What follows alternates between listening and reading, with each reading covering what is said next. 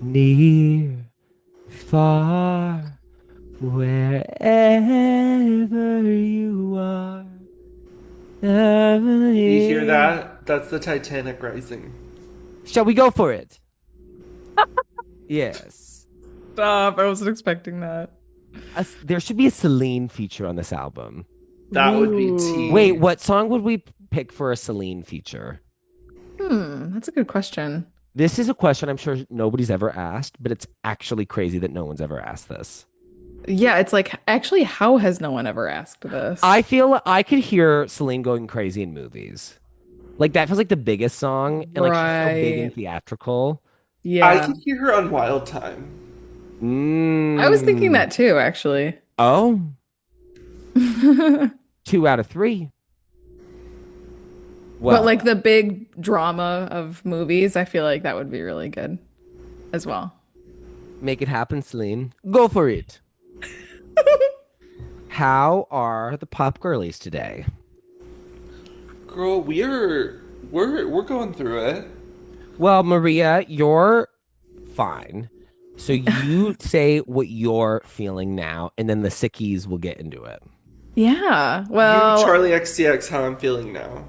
how I'm feeling now. Yeah, I'm the only pop girly that isn't stricken with any sort of illness at the moment. I'll knock on Except you wood. are stricken with an illness for Vampire Lestat.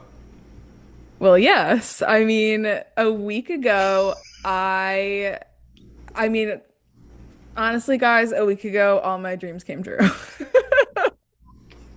I mean, I'm being dramatic, but I'm also not. But I No, I don't feel like you're. I feel like you're underselling it. I'm No, actually I being. was gonna say, I feel like it might be a little bit You're like being really calm about what this moment is. No, I know. I got to go to the premiere slash concert for the third season of Interview with the Vampire Lestat. And it was like genuinely one of the craziest experiences ever.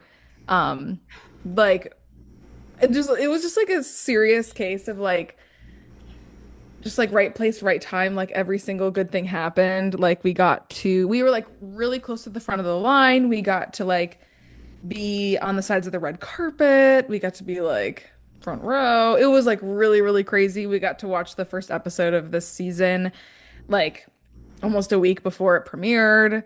We got to see Sam Reed in concert performing as the Vampire Lestat. So it was just so crazy. It was like absolutely bonkers. So definitely a night for the books. It was super, super cool. So now the show's coming out, so it's like so fun and exciting. So yeah, that's my big update and yeah, very fun. That's my update for Pop Girlies Nation. so is your hot track a Lestat song? Well, the thing is, it could be, and there's going to be new episodes, or excuse me, there's going to be new songs in every single episode. So it's like I theoretically could have a new Lestat song as my hot track like every single week for the next 6 weeks, but I'm not going to do that. I'm going to like actively refrain from doing that just to like not talk about it every single week. So at least this week, I'm not picking a Lestat song because the new one that was in the episode is like technically an older song that like a lot of the fans had actually heard before. So like I'm not gonna pick it, but the following weeks are up for debate, but I'm going to like actively try to not choose Lestat songs. So, Well, I look forward to figuring out what you're gonna do next.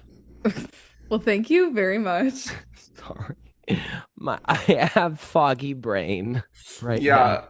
I'm with you, but like I have foggy brain in the way where like I just don't want to compute words, and like you have foggy brain in the way where like you're Where just I'm gonna saying say sentences whatever. nobody's Yeah, ever said before, which arguably is a issue I stand up have moment, man. Still talking about most times. Um, but um there's something particularly ephemeral about my word structure right now. Girl, I don't feel good. Oh, yeah. I am I am not well. Drew and I are sicky six. We're bedridden. Well, Are you bedridden? I N- should be. I am in I was pain. gonna say, like, bedridden in what way? Like, should I be in bed right now? Probably. Uh, Yeah. No. I did take today off. I should have really taken yesterday off too of work. I was just so busy, busy, busy. But I took today off because I got a lot done yesterday. But I honestly might be taking tomorrow off too, girl. It is, I just have, I think for me, we've talked about the origins of our sickness. And I think for me, my body's just really exhausted. So I've had a really, really busy last few weeks. I had multiple trips and then I moved. And so this is my first uh, episode in the new apartment, which I'm so excited about. There's central air, which is awesome for everyone involved because nobody has to deal with me not without central air now, which is great. And I love the new apartment. My parents came and helped me move, and it was really fantastic. But I just think that I've just been go, go, go, go, go, go, go, go, go. And like yeah. my body's just broken down. Yeah. And then your allergies, probably. Yeah, I think something's going on with the weather. Like, the weather's been kind of weird here. Like, it's been hot, then cold, then, you know. Well, do you get, because I know I often sometimes when like there's like a severe weather change or like I feel the seasons changing, I'll get like a cold. That normally happens for me in like summer to fall. Um, sorry, I just got out of breath. Do you ever find that transition Yes, hard? I get like summer allergies, yeah. So, Mm. but I don't know. I'm also just like I was so exhausted. I just like slept most of the day, but um yeah, it's but I have to go to work tomorrow because it's my last day at my job. That would be weird if that didn't happen. That would just be weird, right? Yeah, but then you have a few days to rest afterwards, Yes. So, which is good. yeah. Well, now that we have all of our Pop Girlies health updates done, should we get started with our hottest of tracks? Yes. Yes. Okay, Maria, since we're not doing Lestat, what are we going to be doing? Well, I went to Pilates earlier and Mm. the instructor played this song and I was like, "Oh my gosh, it's been so long since I've listened to this song." And I used to listen to it all the time because it was like COVID era. And we've talked about this album before, and it's kind of been one of heated discussion. Oh, But love the song, and I remember there's like drama about it, like between the artists. Maybe I don't remember. I don't really remember what the tea is, but the song played during class, and I was like, oh my gosh, I forgot the song is tea, and it's "Prisoner" by Miley and Dua. Oh yeah. this is hot discussion. Hot discussion about plastic hearts, but yeah, I don't really remember like what the tea was because I remember people like were kind of speculating like all of this drama between Miley and Dua, and I like have no recollection of what it was. I don't know if it was ever like public. I like have seen like rumors on Stan Twitter that I don't really want Right. to say publicly because I don't want to give fuel to gossip and unfounded truths. But Right. I don't know if it's ever been publicly clarified like what kind of situation happened, but like something definitely did. Like there it seems pretty evident there's some kind of public grift, but that's a fun song. Yeah. Have you Yeah. guys heard the Shawn Mendes version? Yes, I have. I I have. love the Shawn version. Wait, I don't remember. I mean, I must have, but I don't remember that. Yeah, because he was the initial person who was on the song, and then she Oh, gave it to Dua. whoa. I'm Yeah, learning all sorts of new things today. yeah. Well, now we know. Now you know. Now I know. Okay, Drew, where are we gonna go for our hot Okay, track? I realized when I was trying to figure out what my hot track was this week that we never talked about this artist. So my hot track is an album I've been listening to nonstop since it came out. It's White Noise by Holly Humberstone, Mmm. Queen Holly. Uh, but yeah, I love this song so much. I think the album is amazing. I would love to talk about it one day. To love Um, somebody. Really That's great so yeah, so cover. that's another song on the album. yeah, that's not the song that Drew picked. That's just Right. my favorite. Yeah, great cover. The imagery's all really cool, Maria. Yeah. It almost reminds me of the Weyes Blood cover from a couple years ago. I see that. I totally see that. Yeah. Yeah.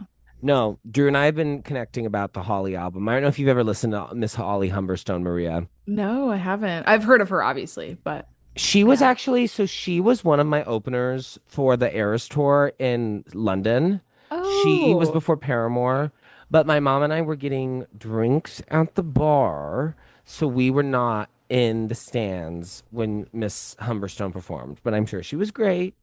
We were just getting a little tipsy in You're a Kiki. lounge. We were kikiing, we were taking pictures. Random girls kept coming up and asking for a picture with me. It was tea. that's tea. It was tea. Well, that's a great pick, Drew. I've really been into that album lately. Um, it was really big new music Friday last week as well. My Two Queens released on the same day, which was gaggiest of gags. Love Sensation by Madonna is amazing. I think it's my favorite of the songs so far from Confessions 2. Um, you you heard it here first. Whoa. Uh, I have been actually avoiding as much as I can the Confessions 2 film that just got dropped because I really want to like listen to the full thing and like unless there's like another like song like in full officially released, I just want to like wait to experience the full thing in context. But I've heard little tiny snippets on Twitter and I don't think we're It's gonna be prepared. a gag. I don't think we're prepared for the gaggery. No. It's like Did you it's watch the Times Square thing? yeah. Yeah. Yeah. I got really emotional actually watching it. Girl, that pink and blue girl. The blue Her glasses are beyond. her I am putting obsessed. her leg over the edge in the Times Square. Yeah. That clip. Have you seen that clip, Drew? Yeah. Yeah, it's great. It's just amazing.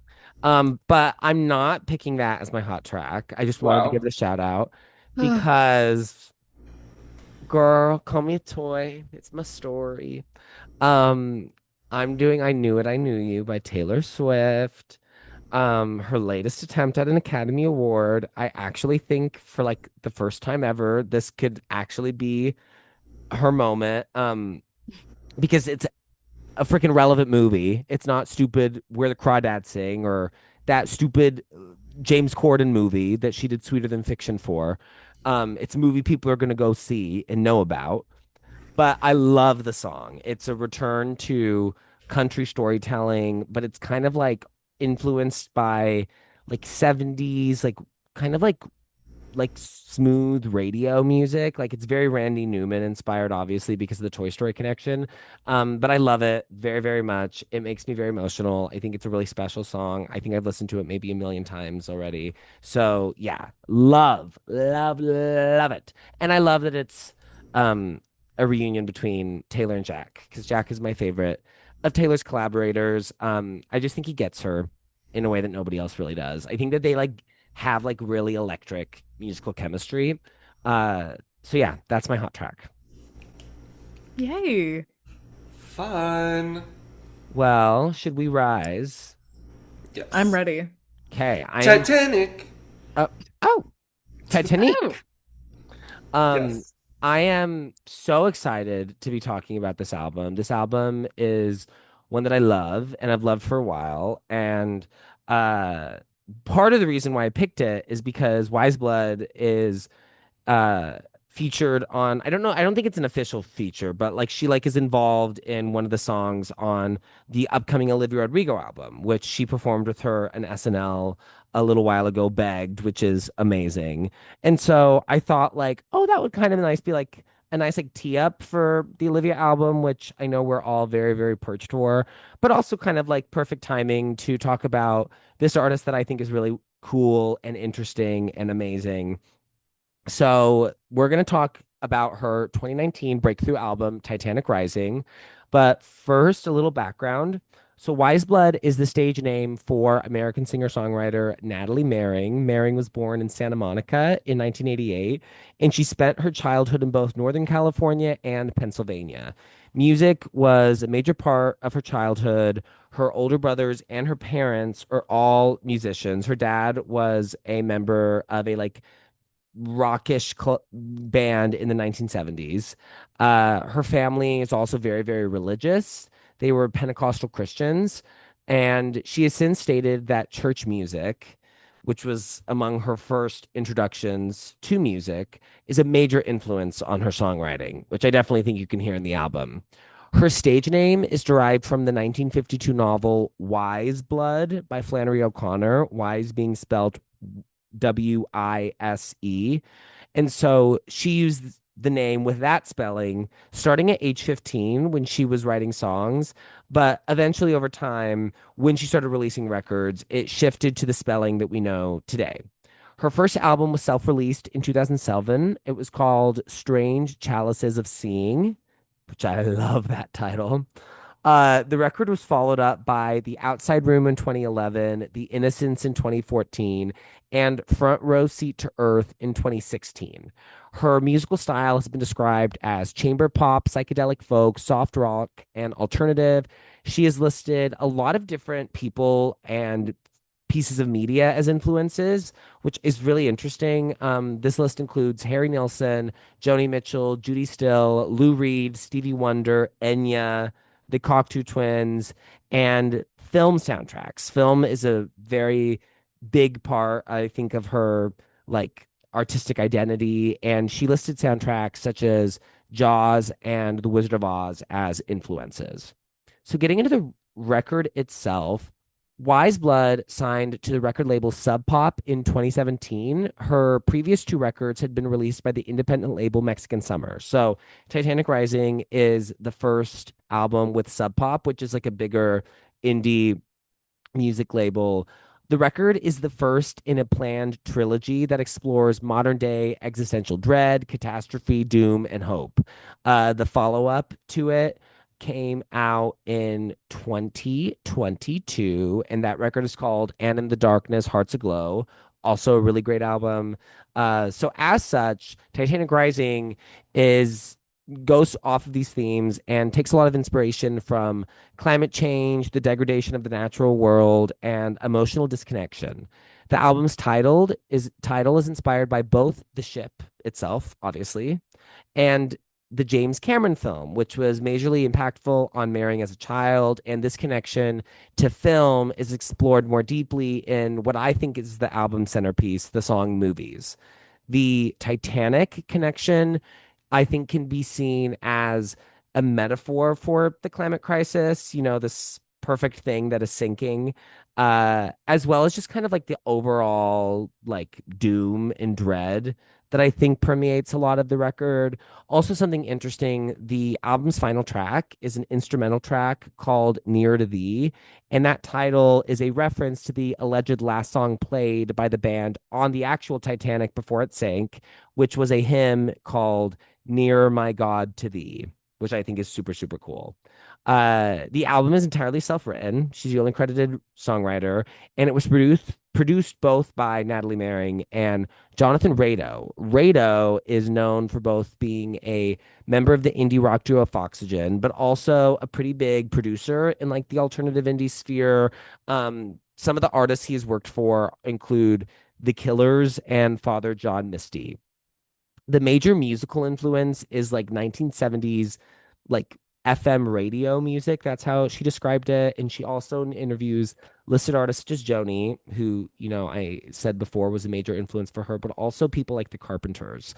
And I think that there are some richer, lusher moments on the record that definitely to me invoke feelings of Baroque pop. The album has 10 tracks, two of which are instrumentals, and clocks in at 42 minutes and 22 seconds.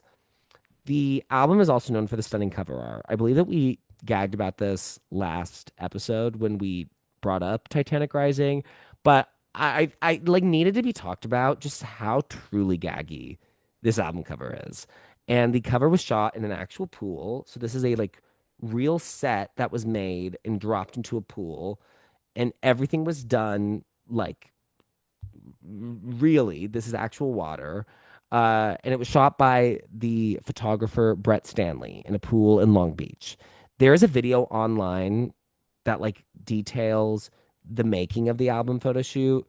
I think it's one of the coolest things I've ever watched. Album visuals are definitely a big part of how I enjoy an album. It's the visual manifestation of the world of the record. And like, specifically, I think with an album like this, which invokes such a specific feeling. And I really feel like there's like a world being built here. I think it's so cool that like A, the imagery is just so incredible, and B, like we have like some kind of documentation outlining the process of creating that imagery, which I think is super, super cool. So getting into the release It's of the, like a step up. What's like a step above the Fritz Bernays? I literally don't, it's broken the scale. Like, Like it's so gaggy. I can't like even the stand that. Louvre, I don't know. It's amazing. It's Yeah. amazing. It's like Do one of the you best do you album know covers if like the ever. vinyl has like more photos? I don't know that I'm answer. sure the vinyl looks really cool. Like I'm if sure there's it like a does too. gatefold and I'm yeah. sure it does too. And also the album cover for And in the Darkness Hearts Aglow is also really stunning. It's like beautiful. I mean, I nothing will ever like gag the way that this gags, but like that album cover is also gorgina.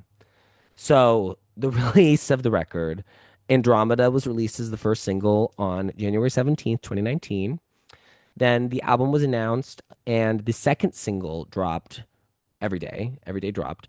And the album was announced on February 12th, 2019. And then Movies was released as the third single on March 19th. And then the record was released shortly afterwards on April 5th, 2019. So she's like not super commercial as an artist. So the record failed to chart on the Billboard 200. However, it did reach six on the US top alternative albums, and it peaked at 68 in the UK charts. I believe In the Darkness Hearts Aglow, the follow-up record, um, was on the Billboard 200. Reception. The album received widespread critical acclaim upon release, and like I have stated a few times, is generally seen as the breakthrough record for Weyes Blood. It has a 91 on Metacritic. It received an 8.5 and a Best New Music distinction from Pitchfork, as well as five-star reviews from AllMusic, The Independent, and Mojo. The AV Club gave it an 11, I mean, an A minus, and Rolling Stone gave it 4 stars. It topped the end of year list from AllMusic and Paste, and it appeared in the top 10 on lists from the AV Club, Dazed, Guardian, NME, Pitchfork, and Uproxx. And then All Music, Pitchfork, and the AV Club listed it as one of the best albums of the 2010s as a whole. So definitely is an album that was very, very acclaimed. I was introduced to it from the Pitchfork review. Just like seeing that pop up, I thought the title was interesting, and then the cover was just like so stunning that like it encouraged me to like read the review and then listen to the music. So that's how I was introduced to it, was from the like acclaim of the record. So I'm really excited to hear what you guys have to think. I also think like musically, this is pretty different from a lot of the stuff that we've covered. I mean, obviously we've done like a Joni album, which is, Joni's, I think, is such an obvious like point of inspiration for her. Weisbud also features on a Lana album that we haven't done yet, Chemtrails Over the Country Club. And I definitely think like this and Norman kind of have like a similar like apocalyptic feel to me. Um, I think they just kind of manifest in different ways, but there is like this just a quality about this music, the kind of 70s vibe of it that I think is different from a lot of the music that we especially have been like talking about recently. So I'm excited to discuss it. I know like Drew and I have like talked a little bit about this album over the years. I don't really remember ever like chatting about it with you, Maria, that much. I don't know if I'm just like, having sick brain. Oh yeah, I don't Um, think we have. I don't think we have though. I don't Yeah. think we have. I should say actually, I should say that the song that she's featured on the Lana album is a cover of a Joni song called "For Free," and it's Lana.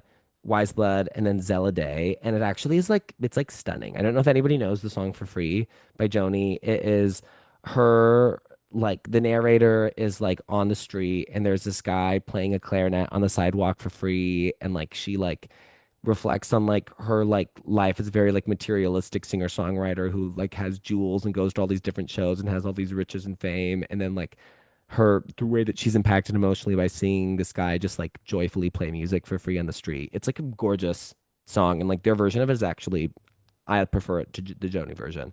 Um Whoa. T. I'm surprised to hear Zella Day. I did not know she was still making music. I like don't know if she's released really anything besides like that. It's like so random because like Wise Blood is like I would feel like a relevant person like Yeah. currently. Because now Zella, I'm looking her up because it's like I was familiar with like a handful of her songs from her 2015 album, yeah, like way back in the day. but apparently she released an album in 2022 and 2025. Oh wow, I didn't know that. I had no idea either. That's But like I feel crazy. like she had like a moment as kind of like an alt girl back in the day, Yeah, oh, you know? totally. Yeah.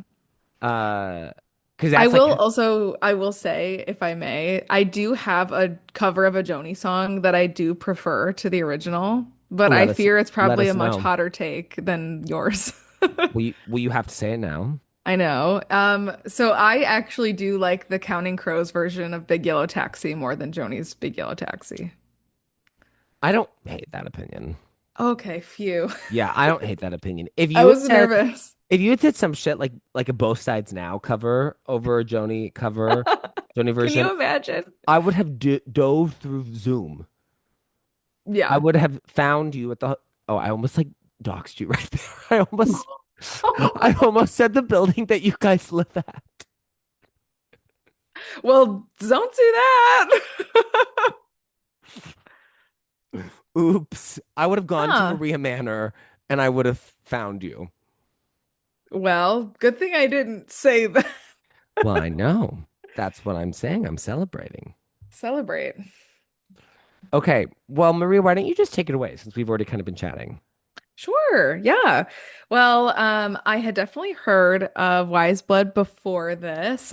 Just known a couple of her songs here and there, mostly from this album, but was really glad that you picked it, because this was just an album, especially with such an iconic cover, that I'm just like, gosh, I feel like I have such a like there's just like a gap in my like cool alt girl discography knowledge because I haven't heard this album all the way through, you know? But yeah, I've been familiar with her, love her voice, and loved the her feature on Butterfly Net for the deluxe version Mm, of Desire. But yeah, this was my first time listening to one of her albums all the way through.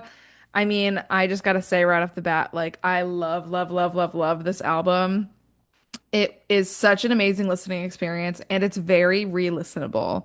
Like you could honestly just loop it like multiple times and I wouldn't have a problem with it because while it is sonically like very cohesive, it has like major peaks and valleys. Like it doesn't all just stay the same the entire time, even though all of it is like quite similar. So I really enjoy it for that kind of lush and like just very like textured sound that this whole album has. I genuinely think that this is like, I mean, this has to be without a doubt one of the most like one of the best album covers ever. yeah. Like I mean top 100 at least album covers of all time. It's like I don't think we can properly like gag about it enough. It is Yeah. so stunning.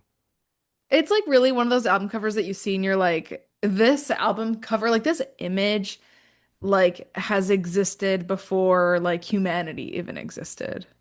It's like that level of iconic. Yes. And I think it's a really great example because I think sometimes I think like album artwork can kind of like lean into like vanity shots of the artist. And I think that Right. like this is a phenomenal example of like incorporating the artist in the image, but making it like this is not like could not be considered like a glamour shot or like a ego thing. It is just such an arresting photograph. Like this is like it's art. Like the actual cover art is art. Mona Right. Lisa. Mona Lisa.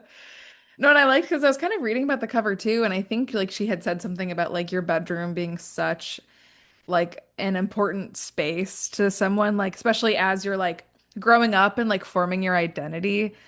So I thought that was really like poignant that she kind of made that like so important that it's like the cover.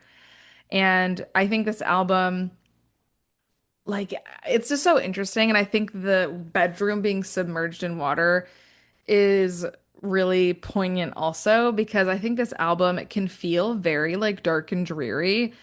Um and like has and like multiple songs I think have like a really sharp sense of dread to them. But then some songs can feel so like almost optimistic and hopeful. But then each song, even though like they do kind of get a little bit more upbeat or like have a sense of hope about them, like they still kind of make you feel like there's a pit in your stomach. Like something still feels turbulent, even in the more happy songs. And I think that kind of perfectly mirrors the cover where it's like, oh, my bedroom is my safe space, but my safe space has been flooded, you know? Like I think those two concepts, or at least like how I'm kind of perceiving like the music and the cover together, like that's just kind of how I'm like marrying those two, like the music and the cover, I guess I should say. Um, and I also truly think like she's got to be one of the or I guess, I mean, I don't know. I feel like it's a hard thing to be like, well, she's one of the best vocalists of our time. Because that's kind of what I was about to say, but it's not that I don't think she could be, but I think she has a very striking voice and it's very unique. I love the depth of her voice. I think her voice is very rich, and I love the way that she like really drags each phrase as she sings it. Like I don't know if you could like if there's like literal syncopation going on with like how long sometimes she like elongates certain phrases, but I just really love how she sings. Like she's really a vocalist where like you really have to stop and be like, oh my gosh, like I can't really think of anyone else that sounds like her.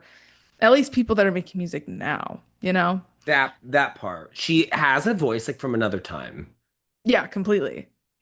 So yeah, it's just like so mesmerizing to listen to her sing for real. And I think her lyrics are also very singular as well. Even though they're not incredibly complex or like super duper out of the box. Like I just think the simplicity to what she writes is like also makes it very striking, you know? Um, and some things like because also like her voice sits in a lower register, like sometimes like it does feel like especially with slower songs, like Mirror Forever, like sometimes it does kind of feel like she is like speak singing a little bit or even just like talking kind of plainly through like some of the verses. And that makes it even more unsettling. Like especially with a song that's like a little bit darker and a little bit more unsettling like that one too. Um, so yeah, and I think for an album that has like this level of drama. I like that it's not incredibly long. Like I like that it's not over 45 minutes because I think an album to this level of like that's this theatrical in a sense. Like I feel like someone could make this album and have it like pushing an hour or even over an hour. So I like that it was like not that it's like a bite size, you know, because I think obviously around the 45-minute mark I think is very standard. But this album could definitely be one that could have gone off the rails and become this like super long, hard to digest album. And I like that it's the perfect length. So so yeah, but I think those are all my thoughts.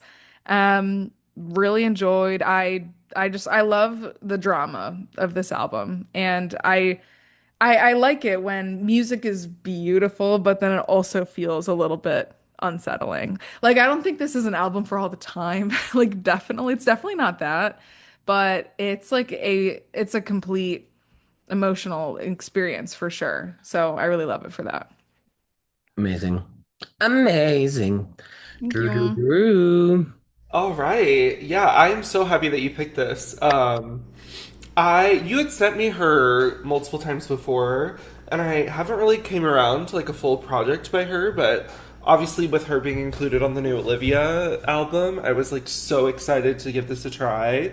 Um, and I also just really loved it. I will say, it was really hard to get through because it made me like very sad. Like, I don't know what about it. I think just maybe like how mesmerizing her voice is, and also like the sonic landscape, I also feel like is very like kind of depressing, but like not in a way that I think detracts from it or makes it like unlistenable or anything like that. It was just like so. It just I found the album to be like very moving, and yeah, I was just so taken by a lot of the lyrics that I love albums where the lyrics like kind of make you go like a dog like kind of like turning their head, or you're like, oh shit, like she really went there. And I literally found myself doing that to every single song. Like it every song has like at least two or three lyrics where you're like, oh, she just plainly just said that. And kind of what we were talking about. Specifically, I remember Levi mentioning during our Norman fucking Rockwell episode how it does feel like apocalyptic, and how she, how Lana on that album was kind of like almost foreshadowing like a time like COVID where everyone did feel so isolated. I can't believe this was released before COVID, like, because I feel like COVID really came about, and the whole idea of like this kind of bedroom pop came back in a way a little bit. At least for me, that's how I felt. So it's so crazy to me that this album came a year before all of that even happened. Because it definitely feels like something that could have been recorded like during the pandemic, which is like it makes it so much cooler to me. But yeah, I really love like pretty much everything about this. Another thing I found really interesting about the album, because I did know how much her like influence, um, like how a lot of other artists are super influenced by her.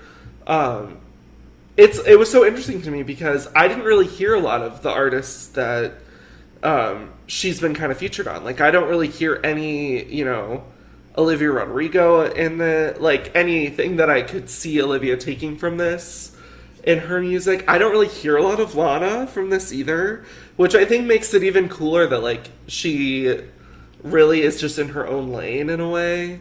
Um, yeah, I found everything about this so cool. Something I will say is her vocal performance. I got a lot of Mitski from her. I found a lot of similarities in their sound, specifically in like the first half of the album. I was a lot of the songs I was like, oh my god, this literally sounds exactly like Mitski to me. Um, so yeah, but yeah, I mean, once we get into the tracks, we'll have a lot to dive into. But yeah, just so taken by this, so happy that we got to choose it. And yeah, I totally get what you mean about Eh. Mitski. There's like something about the phrasing that they both use. yeah, I Yeah, I feel like they kind of sing with a similar cadence. yeah. I hear that completely. I think They're that also both like in the same. I feel like their songs are both in the same like kind of key ranges. Like they're both kind mm, of singing very low, and like both of their lower registers have so much color in their voice. mm. Like specifically in our song "Every Day," No, like that I to actually me. completely hear that. I think that like Yeah, obviously her I think sound is much like richer and fuller than maybe Mitski is. Mitski definitely like I think has maybe more of like a rock focused voice, but yeah, I actually completely I think that's a really astute comparison. yeah, Well, it was so cool to hear what you guys think. Yeah, I love this album. I think this is a really, really phenomenal album.